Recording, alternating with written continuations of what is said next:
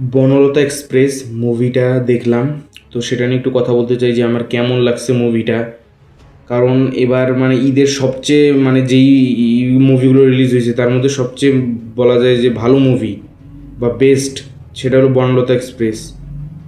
আর এটা ট্রেইলার বা টিজার যখন আসছিল তখন থেকে আমার মানে এক্সপেকটেশন একটা ছিল যে হ্যাঁ মুভিটা মেবি ভালো হবে। আর তানিম নূর যে উৎসব ডাইরেক্ট করছে এই জন্য তার উৎসব মুভিটা মানে খুবই ভালো লাগছিল আমার, এই জন্য আমি মানে এক্সপেকটেশন এরকম রাখছিলাম। তো আমার এক্সপেকটেশনকে মানে পার করে যাইতে পারছি কি না, মুভিটা কেমন লাগছে ওভারঅল সব কিছু এখন এটা নিয়ে কথা বলবো। তো প্রথমেই বলি যে বনলতা এক্সপ্রেস এই মুভিটা ডাইরেক্ট করছে তানিম নূর, যে উৎসব ডাইরেক্ট করছিল, এটা তার সেকেন্ড মুভি। এই মুভির কাস্টে আছে সাবিলা নূর, শরীফুল রাজ, তারপর মোশাররফ করিম, চঞ্চল চৌধুরী, আরও অনেক। এখন এই মুভিটা হইল হুমায়ুন আহমেদের কিছুক্ষণ উপন্যাসের থেকে ইন্সপায়ার। মানে এই মুভিটা আমি প্রথমে একটাই কথা বলতে চাই যে এই মুভিটা এতটা ব্রিলিয়েন্ট রাইটিং, মানে কি বলবো, মানে এই মুভি যদি কাউকে নতুন এমন কাউকে দেখানো হয় যে এর আগে কোনো বাংলা মুভি দেখে নাই, সে বিশ্বাস করবে না এটা বাংলাদেশের মুভি, বিশেষ করে স্টোরির দিক দিয়ে।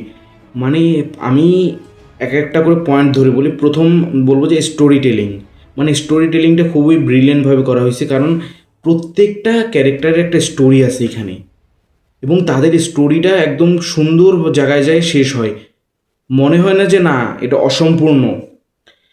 আর এখানে যে ক্যারেক্টারগুলো লিখছে কিছুটা উপন্যাস থেকে অনেক কিছু চেঞ্জ করা হয়েছে, কিন্তু সেটা গল্পের সাথে একদম মানে একদম মনে হয় না যে না একটু আলাদা ফিল হয়, এমন কিছু ফিল হয় না।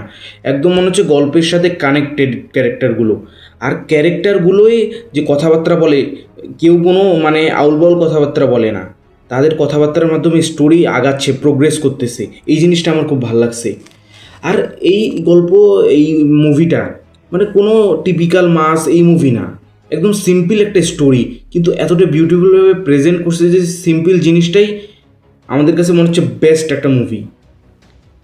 আর মুভির লাস্টে না থাকা, আমি স্পয়লার দিব না আপনাদের। ওভারঅল যদি বলি মুভিটা আমার কাছে খুবই ভালো লাগছে, বিশেষ করে প্রত্যেকটা ক্যারেক্টারকে যেভাবে স্ক্রিন টাইম দিছে, তাদের একটা আর্ক সেটা কীভাবে ধরে রাখছে, সেটাকে সুন্দরভাবে এন্ড করছে। আর এখানে পারফরমেন্সের কথা আমি কি বলবো, মোশাররফ করিম তো ভাই মানে জাস্ট ড্যাম গুড। মানে মোশাররফ করিম তার one of the best performance দিছে এইখানে। আর চঞ্চল চৌধুরী তো যেই রোলই করে সেখানে সে একদম ক্যারেক্টারের ভিতর ঢুকে যায়। আর আমি একটা জিনিস অবাক হইলাম, আমি মানে শরীফুল রাজকে ওই রকম মানে অ্যাক্টর বা মানে ওইরকম মনে করতাম না, মনে করতাম হ্যাঁ সে ভালো ইয়ে করে, কিন্তু ভাই শরীফুল রাজ ভালো অ্যাক্টর, সে তো ভালো মানে ক্যারেক্টারের ভিতর ঢুকে গেছে। মনে হচ্ছে না যে এটাই তাকে আমরা ইনসাফে মতো একটা ফালতু মুভিতে দেখছিলাম। মানে ভাই আসলে মানে আমাদের দেশে অনেক ভালো অ্যাক্টর আছে, তাদের যদি ভালোভাবে পরিচালনা করা যায় অবশ্যই। আর সাবিলা নূর ভাই, চিত্রা ক্যারেক্টারের উপর ক্রাশ খাইছি। মানে এই মুভিটা আপনারা যারা এখন দেখেন নাই, ওটিটিতে চলে আসছে, হইচই দেখে নেবেন। এটা মিস করলে আপনারা একটা, আমি এটাকে বলবো বাংলাদেশি মাস্টারপিস। আর আমি এখন এক্সাইটেড যে তানিম নূর এরপরে কী বানায়। আর আমি এখন এটার কিছুক্ষণ যে উপন্যাস সেটা বই শুরু করছি, আপনারা যদি চান কমেন্টে বলেন যে আমি সেটারও বই মানে উপন্যাসটা শেষ করে সেটার উপর একটা রিভিউ দিতে পারি।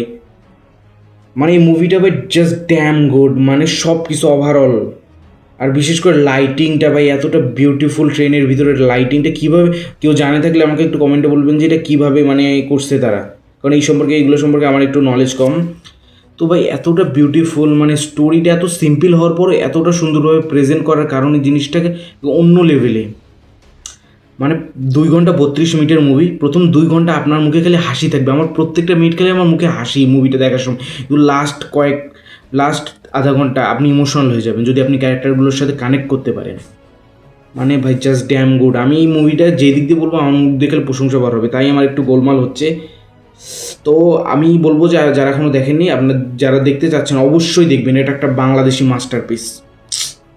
আর ওভারঅল এই মুভিটা আমার কাছে খুবই ভালো লাগছে, খুবই। আমি এটা যদি রেটিং 10-এ দিতে হয় আমি এটাকে 9 দিব। সো আমার কাছে খুবই ভালো লাগছে, যারা দেখেননি দেখে নিতে পারেন। দেখা হবে অন্য ভিডিওতে, বাই।